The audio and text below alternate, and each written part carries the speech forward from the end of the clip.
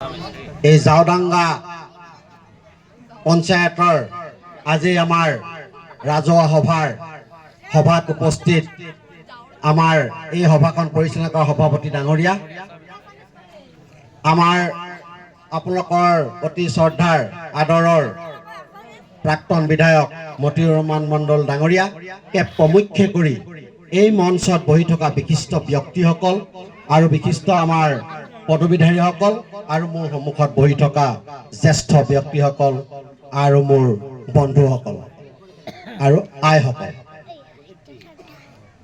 মই মানকাছৰৰ দায়িত্ব লোৱাৰ পৰা, দায়িত্ব মানে ভুলটো নুবুজিব আপোনালোকে, তত্ত্বাৱধায়কৰ দায়িত্ব লোৱাৰ পৰা মই মানকাছৰলৈ আজিলৈকে 8 নম্বৰমান আহিছোঁ, বহু সভা সমিতি কৰিলোঁ। এতিয়া আমি শেষ পৰ্যায়ত এই পঞ্চায়তৰ কাৰণে মই ক'লোঁ যে মণ্ডলে মণ্ডলে সভা কৰিব লাগে, কিন্তু মই এই সভা কৰি আজি মই জাওদাঙ্গা জিপিত এই সন্ধিয়াৰ সময়ত এই ঠাণ্ডাত ইমানখিনি মানুহ দেখি মই অতি আনন্দিত হৈছোঁ আৰু মই অসম প্ৰদেশ কংগ্ৰেছ কমিটিৰ তৰফৰ পৰা আপোনালোকক শুভেচ্ছা জ্ঞাপন কৰিছোঁ। ইতিমধ্যে আপোনালোকৰ ফটোগ্ৰাফ মই অসম প্ৰদেশ কংগ্ৰেছ কমিটিলৈ প্ৰেৰণ কৰিছোঁ।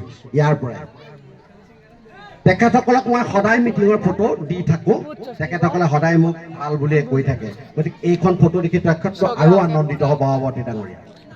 এতিয়া কথা হ'ল যে আমি এই সভাত আপোনালোকৰ সন্মুখত 3-4জন বক্তাই বিভিন্ন বক্তব্য আগবঢ়ালে, আপোনালোকক ভাল ভাল কথা কিছুমান ক'লে, বিশেষকৈ এডভোকেট ডাঙৰীয়াই ভাল কথা কিছুমান ক'লে, মহিবুৰ ৰহমান ডাঙৰীয়াও ক'লে, আমাৰ বাদশা চাহেব ডাঙৰীয়াও ক'লে। মই আপোনালোকে সেইখিনি কথা দোহৰাব নাযাওঁ, মই মাত্ৰ আপোনালোকক নিৰ্বাচনৰ সম্পৰ্কত ক'ব বিচাৰিছোঁ দুটামান কথা। আমি পঞ্চায়ত নিৰ্বাচনত কেনেকৈ অৱতীৰ্ণ হ'ব লাগিব, মানে সোমাব লাগিব। এই পঞ্চায়তখন যদি আমি আমাৰ হাতলৈ আনিব লাগে, আমাৰ কংগ্ৰেছ দলৰ যদি প্ৰাৰ্থীক আমি জয়যুক্ত কৰাব লাগে, এই পঞ্চায়তখনত যদি আমি উন্নয়ন কৰিব লাগে, 5 বছৰ যদি আমি পিছলৈ চাবলগীয়া নহয়, সেইখিনি কথা লক্ষ্য ৰাখি আমাৰ পঞ্চায়তখন আপোনালোকৰ হাতত ৰাখিব লাগিব। এই হাতত ৰাখিবলৈ এটাই উপায় আছে, সেইটো হৈছে আমাৰ পঞ্চায়ত নিৰ্বাচন। এই নিৰ্বাচনত আপোনালোকে ভোটদান দি আপোনালোকৰ ব্যক্তিজনক পঞ্চায়তলৈ পঠিয়াব আৰু তেখেতৰ যোগেদি এই পঞ্চায়তৰ উন্নয়ন হ'ব।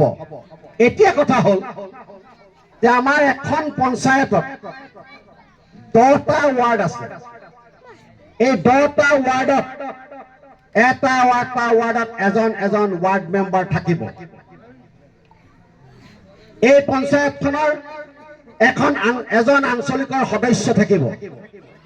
এই পঞ্চায়তখন জিলা পৰিষদৰ অন্তৰ্গত, এই পঞ্চায়তৰ এজন MDC থাকিব। এতিয়া আমি যে আমাৰ কৰ্মীসকলে যে কাম কৰিছোঁ, যিসকলে প্ৰাৰ্থিত্ব বিচাৰিছে, তেখেতসকলে যে ৱাৰ্ডত কাম কৰিছে, কেনেধৰণে কৰিছে, মই আপোনালোকক যি ধৰণে কৰিছে মইতো গম নাপাওঁ, কিন্তু মই আপোনালোক কিছুমান আপোনাক নিয়ম কৰি দিব বিচাৰিছোঁ, তেনেধৰণে আপোনালোকে কাম কৰিলে পঞ্চায়তখন আপোনালোকৰ হাতলৈ আহি যাব। কাৰণ জানিব, পঞ্চায়ত নিৰ্বাচনত এজন ৱাৰ্ডৰ সদস্যই যিখিনি ভোট পাব, সেই একেখিনি ভোটকে আঞ্চলিকৰ সদস্যও পাব, MDCও পাব। ক'ৰবাত কিবা কাৰণত দুটা এটা কম বেছি হ'ব পাৰে, সেইটো মানুহ বিশেষকে হয়। ধৰি লওক কোনোবা এজন আপুনি উঠিছে, আপোনাক কোনোবাই বেছিকে ভাল পায়, আপোনাক 2টা ভোট বেছি